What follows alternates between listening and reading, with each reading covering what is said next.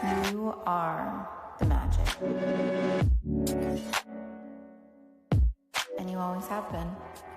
Welcome to this week's episode of You Are the Magic. I am so honored to have our guest here today. Ellen Yin is the founder and host of Cubicle to CEO, a globally charting top 10 business podcast with 1 million listens worldwide. She's been featured in Times Square, Forbes, Business Insider, The Today Show with Hoda and Jenna, as well as a guest expert on ABC Portland's Afternoon Live. Cubicle to CEO's courses, programs, and events have served over 14,000 entrepreneurs, myself being one of them, with women receiving less than 2% of venture capital. Ellen is changing the narrative through her contributions as an angel investor and advisor in 3 women-owned startups, Living Beyond Medicine, Carib, and Latza. She also just happens to be Mrs. Oregon America 2024. One thing that is not in your official intro is that you were also my very first business coach, mentor, support person in my corner.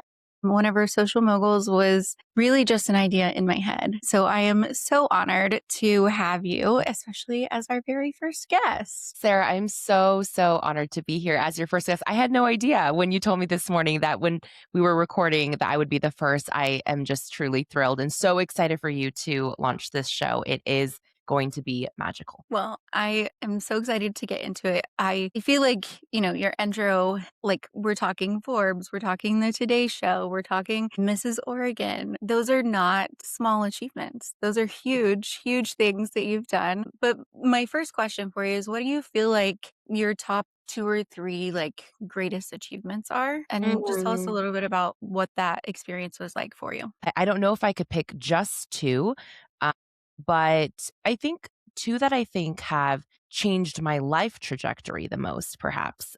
One was actually choosing to leave my dream school, one that I had, by the way. So a little backstory. When I was applying for colleges, USC was my dream school. I got rejected when I first applied, and I actually ended up submitting an appeals letter through their admissions process and was actually had my rejection overturned, and I was granted admission as a spring admit that freshman year. And so I attended USC for that freshman year and then ended up deciding to actually leave, which on paper sounds, ludicrous. Like you went through all this work to get your rejection overturned and then you left anyways. But it was a financial decision because of the, scholarships or need that I received. It would have put me in a place where upon graduation, I would have probably had like $200,000 of student loan debt. Wow.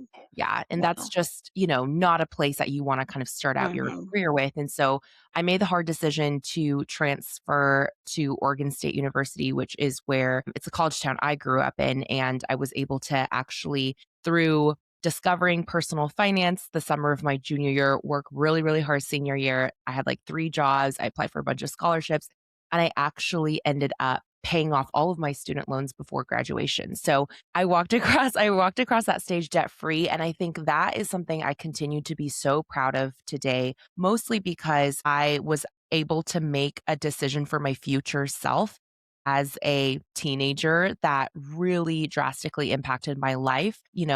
That's kind of because of that financial situation. I was then able to actually quit my corporate job when I was 23 and, launch into entrepreneurship all those years ago. And I don't think I would have felt that I had the resources or the financial stability to do that had I not made, again, that decision so many years ago when I was just 19. Anyways, that's a kind of a long story for one that comes to mind as something I'm especially proud of. And then I think the other one is just something I'll celebrate as something newer that's happened. I recently purchased a brick and mortar business with my husband in retail. It's a clothing retail shop and something completely different than I've ever done in online business. And so I am very proud of that one too, because it's just me continuing to try things outside of my comfort zone and really try to become a well-rounded entrepreneur, someone who understands business from a lot of different industries and models and not just in one specifically. Wow.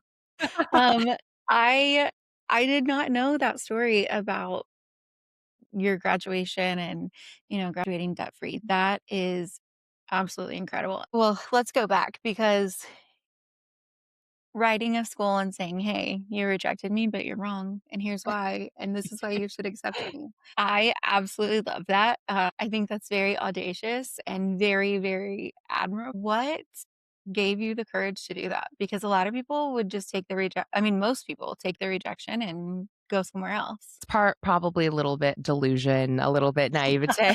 But I think I just knew I wanted to be there, and I had this very strong feeling that I needed to be there, and so Mhm. for me, I was like, "What is the worst thing that could happen if I, submitted this appeal? They just reject me again? Okay, same outcome. I would still not get to go." So I felt like I had very little to lose in that Yeah, situation, so the risk other than maybe the embarrassment of being rejected twice would yeah, not feel so high that I could not overcome that? So I think I just felt like it was worth the shot. If there was any chance that I could get in, it was worth the shot. yeah.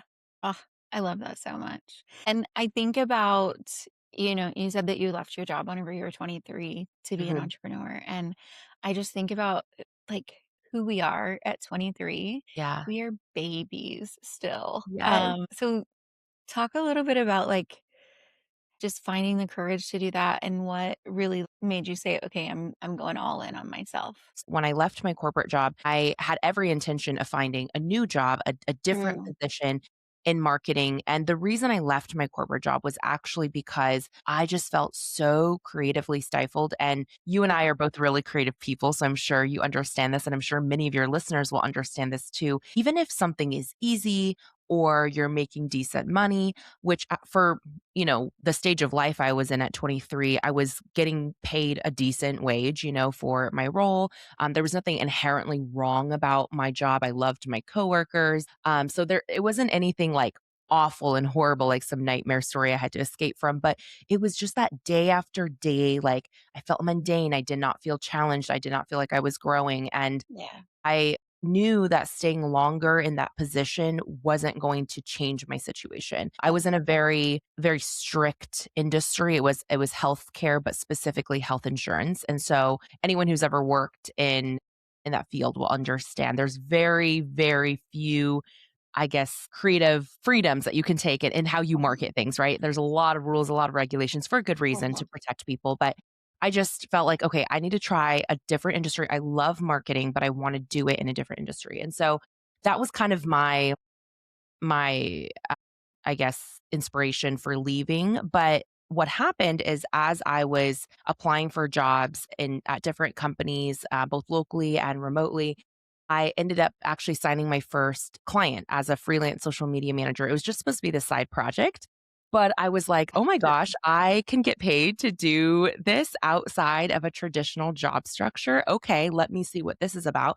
So I kind of just decided right then and there, I'm going to stop sending out resumes for a couple months. I'm just going to go all in on finding more clients. And Mhm. if this works out, then great. I'm just going to follow this path and see where it goes. And if it doesn't, I can always pick right back up and keep applying for jobs. Yeah. It was one of those things where it might seem like it was a super brave, you know, action to take, but really the risk wasn't huge, right? In terms of deciding to pursue trying to start a business versus just, going back to finding a job if I needed to. I love this response because this is like it's very you. You're like, the risk wasn't huge, but so many people would see that and say, Yeah. well, the risk of betting on myself and putting myself out there and thinking, just even thinking that Yeah. I can do this. People are, they shy away from that because that feels like the biggest risk to a lot of people is just betting on themselves. And you were like, of course, why wouldn't I bet on myself?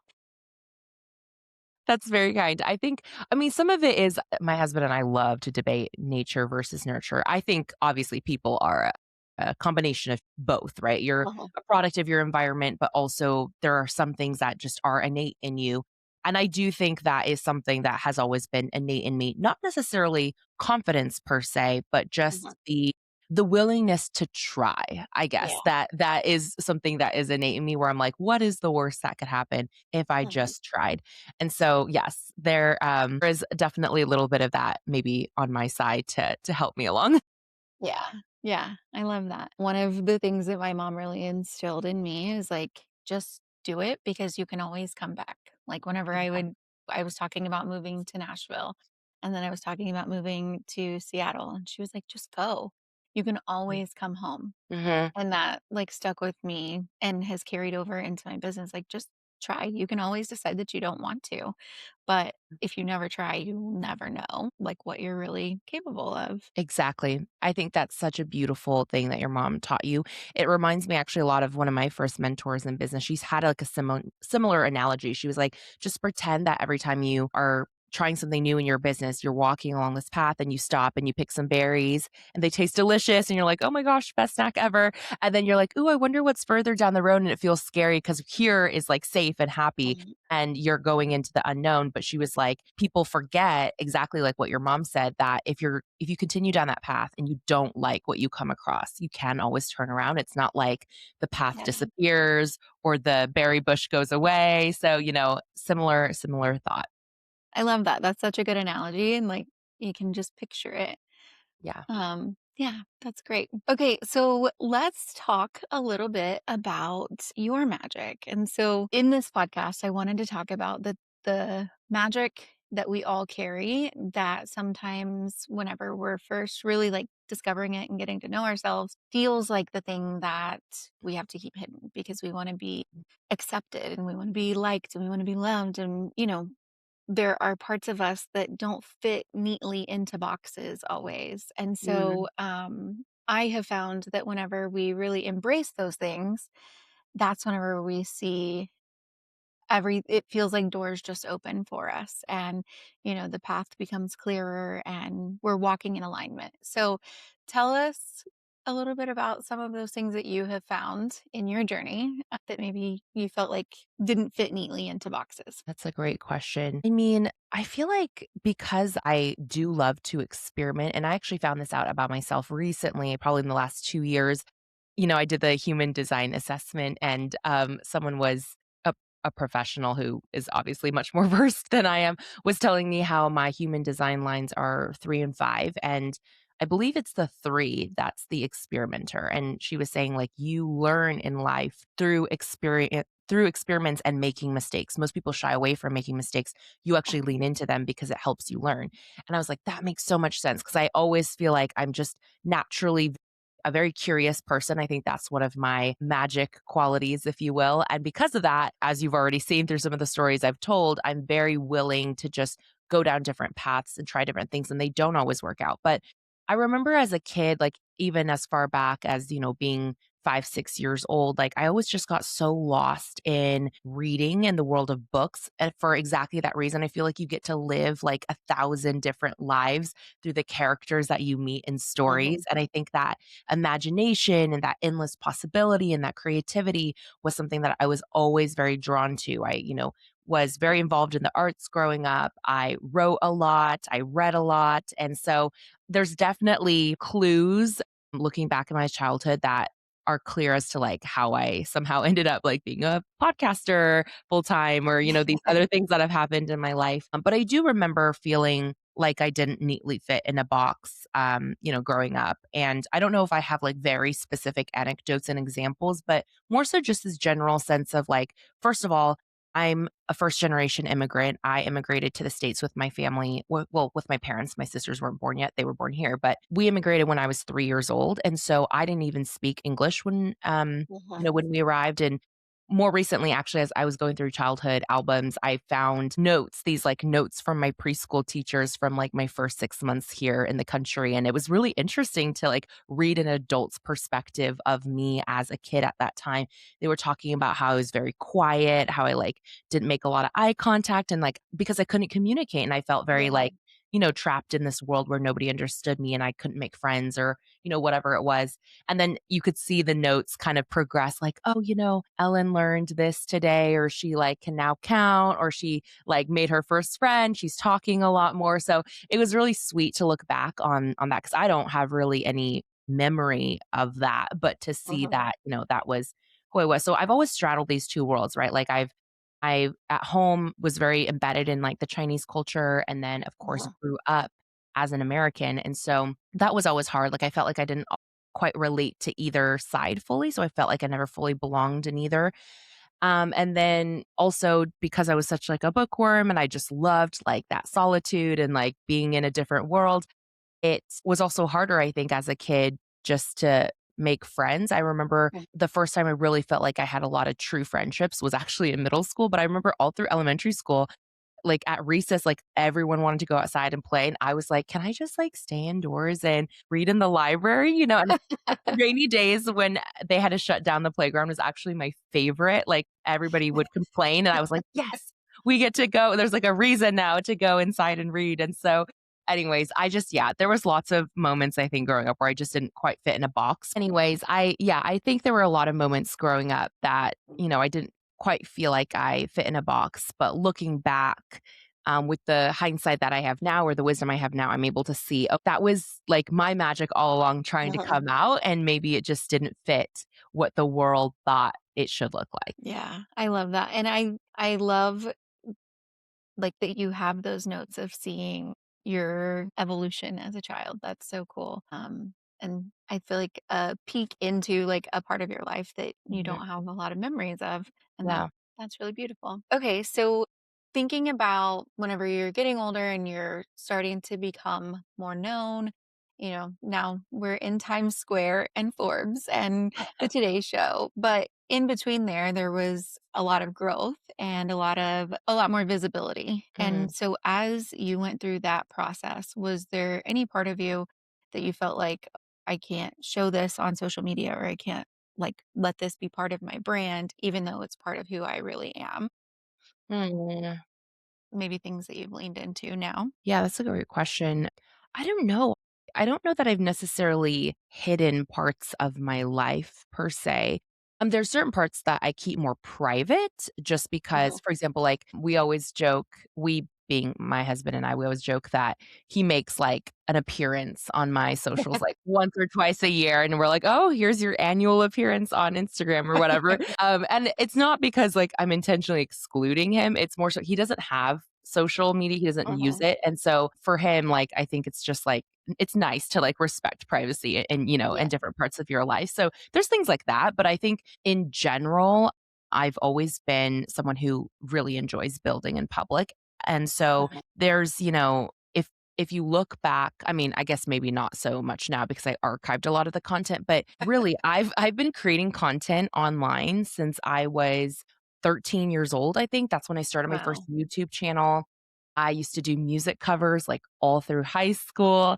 And then in college, I was really into fitness and I had like a fitness blog and I recorded all of my workouts and talked about my fitness journey and what I was eating and like created these like training programs and all that stuff. And by the time I had started my business when I was 23, I had technically already been creating content for like a Mhm. decade, just in various different, communities and niches. And so I think I've always felt very connected to people by sharing my story. And maybe that goes again back to my like roots as a writer. But I feel like I don't shy away from a lot of that sharing because I think if anything, even if nobody else cares, right? It's really Mhm. like very therapeutic actually to have so much documented content from different stages of my life because then I can go back and reflect and look on those things. And it's like a little mini documentary just for me.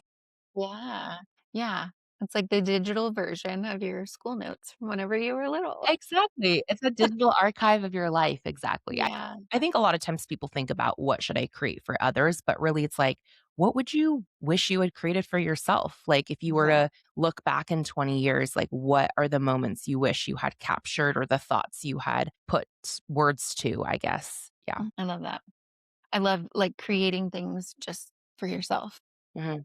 I talk a lot about like creating for your ICA and speaking directly to your one person. But I think like looking at it through the lens of like, what is it that you would have needed that Mhm. can be directly for your person? Is there anything that you feel like you've obviously had lots of success and in lots of different avenues, from social media management to all that Cubicle to CEO has grown into, and now these investment ventures and the brick and mortar business.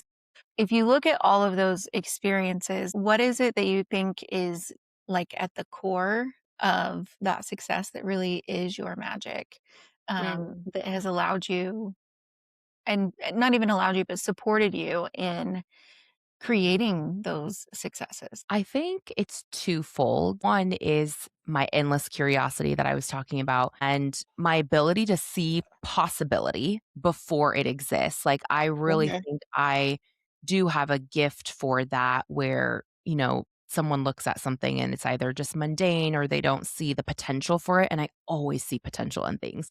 And so I think that's one piece of the magic. I think the other piece of the magic is actually relationships and connections. I really feel like if I reflect back on my full adult life, I mean, even if you go further back, I guess, like into, my childhood, there are so many relationships and connections that I have formed over the years in different parts of my life that is still carried with me through today. A Yeah. great example of this is even just the other week.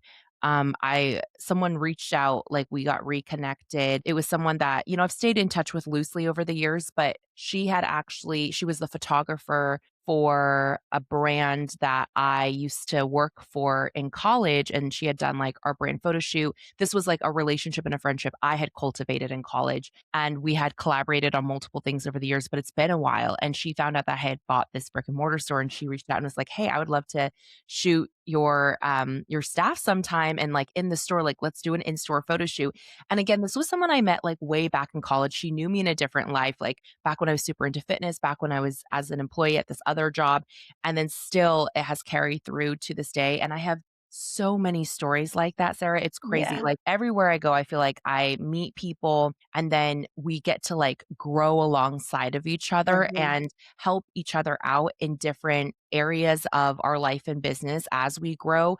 And that is to me the most meaningful thing to be able Mhm. to, like this past fall, I hosted this 200-person event in Oregon. It was like our first big sold out event for Cubicle to CEO. And I remember looking out in the crowd and being like, it is wild to me that front row, I see like some of my best friends that I've been best friends with since middle school. At the same time, I'm seeing people that I knew from university, people I knew from the corporate world, people that I met in business in like year one, people that just came into my world like 6 months ago or even a few weeks ago, and every group in between. And I was like, that is so wild to me that all of you Mhm. are gathered here in one spot for this stage of life, but who knows where in 10 years we'll be again. And so I think the ability to hold on to relationships over a long period of time as I evolve and grow and as my business interests evolve and grow is definitely like a superpower that has helped me be successful in different areas. That is so incredible.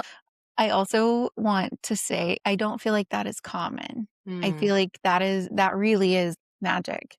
And whenever you're talking about the event, it makes me think of the concept of a super connector. Your reach goes so far in so many different directions, and everyone that you touch benefits from being part of your orbit. And that is just so cool. And I feel like that, I mean, the fact that we're sitting here today, yeah. it was, I think next month will be 5 years ago since I joined the first program with you, Cubicle to See. So wild. And actually, Sarah, now that I think about it, it might even be 6 years because I actually well, I don't know, you probably know better than me, obviously, because this was, like, your journey being in the program, but I do have this, like, distinct memory of a screenshot still, and I don't even remember what year it was, but it was that week or month that you celebrated your first $10,000 month. Yeah. Like, I can still see the post in my head and remember, like, squealing at my computer and celebrating with you, and look how far you've come. Like, it's, like, so wild to think, like, we were both, I feel like, babies back then, Yeah. and your belief in me to help guide you through that one small part of your business journey, I will never forget that, and I'm so, so grateful to you for trusting me in that, and also just, like, it's been such an honor to witness everything that you've built Social Moguls into, and then launching this podcast, and just I don't know, it's wonderful, a true gift to be in your orbit as well. I just wanted to say that. Well, thank you. I genuinely believe that I would never have gotten it off of the ground, and not even just the logistics of it that you helped me with, Mm. but the audacity to believe that $10,000 months were possible. I was working as a speech pathologist in the schools full time and on call in the hospital, and maybe making 4,000, 5,000 a month Yeah. at that time. And so the concept of $10,000 cash money in the bank in 30 days, I remember feeling like that's absurd. Yeah. That's insane. Like nobody does that. And now, I mean, and I think that you feel that way about every milestone, but now, I mean, we've done over 100,000 in sales in the last 6 weeks. So Amazing. it's just, it's crazy, but like you never get to that point if you don't believe that you can get to the first point. And Exactly. you were literally the person who said, come on, I'll show you. It is so true, though. It's like your worldview of what is possible Mhm. expands every time you put Yeah. yourself out there and you try something different and you meet different people and you just have conversations with people who are doing absolutely like unfathomable things in a good way, Yeah. right? Where you're like, Yeah. there is no way that's possible. But by just like Yeah. literally standing witness to what they're doing, it opens your mind to new possibilities. And I think that's Mhm. why I've loved podcasting all these years. Is I always say I get the best seat in the house to learn Yeah. from people who are doing amazing, incredible work. And I just get to witness that, to bear witness to that. So I'm with you 100%. And I can't wait for the day when you look back even on today and you're like, "Oh, that's just my baseline now. That's just the norm," you know? It's always shifting. Yeah. Yeah, absolutely. Well, um, one last thought before we wrap up. For anyone listening who is having some conflict or not fully leaning into their magic, what is your advice for them?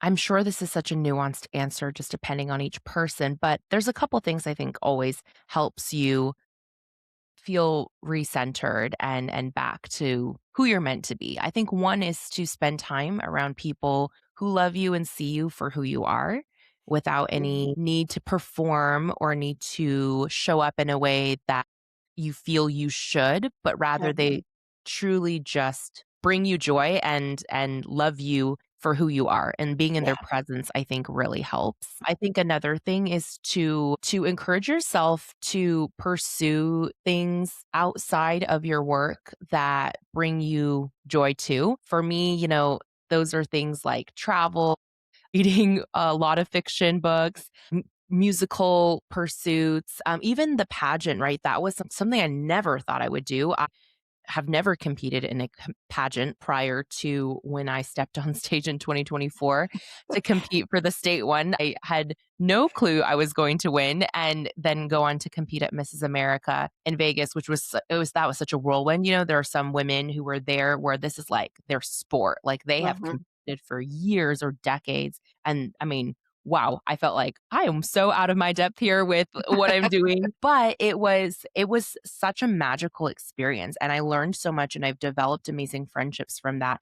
And it was something that on paper, if you're looking at it, it's like that doesn't further any of your career goals, or that doesn't really make sense for like what you're Mhm. trying to do in this moment in life. But I think it's like, again, just giving yourself the permission to try to Yeah. do something that feels a little scary, or even maybe something that doesn't feel scary, but just feels like comfort, something that you Yeah. loved growing up that you haven't made time for in a long time. I think either of those things um, just help you find your magic again. So that would be my encouragement. I love that so much. And also, can we just take a moment and run it back? You had never done a pageant, and then you went and won Miss Oregon. Mrs. Oregon. I always say that wrong. You No, went it's and okay. won it. Everyone does. It's interesting because I think, and maybe this is an encouragement to people too. Sometimes I think knowing too much can actually be a Mm, hindrance. I think I actually, because I had no previous experience in pageantry, I think in some ways that was actually a little bit on my side. It was like my unfair advantage because I had no idea, like walking into the interview room or going up on stage, yeah. exactly what a pageant response should look like. So I Mhm. just came across as myself, as authentically me. Right. And because I was able to really lean into my own magic, I think I was able to form the connection with the judges that they wanted to see that day. And again, like anything else in life, it's so subjective, right? On a Right. different day with a different set of judges, it could have been a completely different outcome. And I think that too is something that people should consider more often. Like sometimes I feel like people try something once, and if it doesn't go the way they anticipated, they take it so personally. They're like, it's me, I'm the problem. I'm not equipped for this. But really, it's like, was it maybe just that day, that unique circumstance, those specific people? Like what if I had taken that first rejection from USC to heart and been like, I absolutely am not qualified to go to this school. But it's like, Right. what if it was just the person reading my application and my essay that day who just didn't, for whatever reason, connect with me? Maybe they were tired, maybe they, whatever. And if I put myself in front of a different application board, could I have a different outcome? And I did. Now, maybe I wouldn't have it. That's not always the case, but you just never know. And so I think like thinking that way and realizing, okay, not every no is final and not every no always means what I think it means. It gives you that freedom then to be like, okay, I can do this. I can really lean into this and find my magic. Yeah. I love that. And you're so right. Like a different set of judges or a different person reading your application, it changes everything. Yeah. But I just love that you were like, I'm gonna do a pageant and then I'm gonna win the pageant. And then you did it. It was truly once in a lifetime experience. I love it. People always ask me, they're like, "Are you going to compete again?" I'm like, "Nope. It was my bucket list item. I wanted to do it one time, and I feel complete with that experience." So I love getting to cheer on other women now as they Yeah. continue to pursue that goal. Yeah. Yeah. I love that. And I love what you said about doing something just because it brings you joy, Mhm. and doing something that has nothing to do with your work. I have found that anytime I give myself time and space to do that, I get so much clarity Yes. on creative things that end up improving my work. Exactly. Yes. I went and got a massage last night, and I am giving a talk this Saturday at a conference, and I've been really like struggling with exactly what I want to include and, getting it just right for this specific audience. And while I was trying to meditate during the massage, I got all the clarity that I needed, and I know exactly what the talk needs to be now. Oh my gosh. So that Amazing. just like taking your work hat off for a little bit Mhm. is so huge. And surrounding yourself with people who just love you for you, not for the way you perform or what you can do for them or anything other than your heart. I think that is gold advice. And I fully support that. I'm so glad that resonated. No, thank you so much, Sarah. This has been such a lovely conversation, and it's always so good to connect again. And I think, again, for anyone listening, the people in life are what matter the most, right? So if you Mm, take away anything from this conversation today, it's just like hold on to those magical connections and don't, I don't know, stress so much, I guess, about the rest. I feel like things have a way of working out the way they're meant to be. absolutely. It always works out exactly like it's supposed to. I love it. Well, I think that is a beautiful place to wrap up. If people are listening and they want to know more about your journey, where can they find you? I would love to connect on my Instagram at Miss Ellen Yin. And if you are into like transparency, financial transparency, especially if you love to get a little nosy and peek behind the scenes at other people's businesses and what's actually growing businesses in the last 3 to 18 months, then come find us at Cubicle to CEO on Instagram. And then you can tune into our podcast, Cubicle to CEO, every Monday. Love it. And how long have you been doing? Is it 5 years that you've been sharing? Let me think. We launched Cubicle to CEO summer of 2019, actually. So it's been over 6 years, if you can Wow. believe. It's been a long journey. Over 400 published episodes now. Wow. Well, I love the work that you're doing there and just how empowering that is Thank you. for everyone, but especially for women having that conversation. So Thank you. definitely go give her a listen and a follow. And I will link everything in the description below. Thank you so, so much. Thank you. All right, fam, you know what to do. Rate the show, send to a friend, and make sure you subscribe and follow so you never miss the magic. See you next week.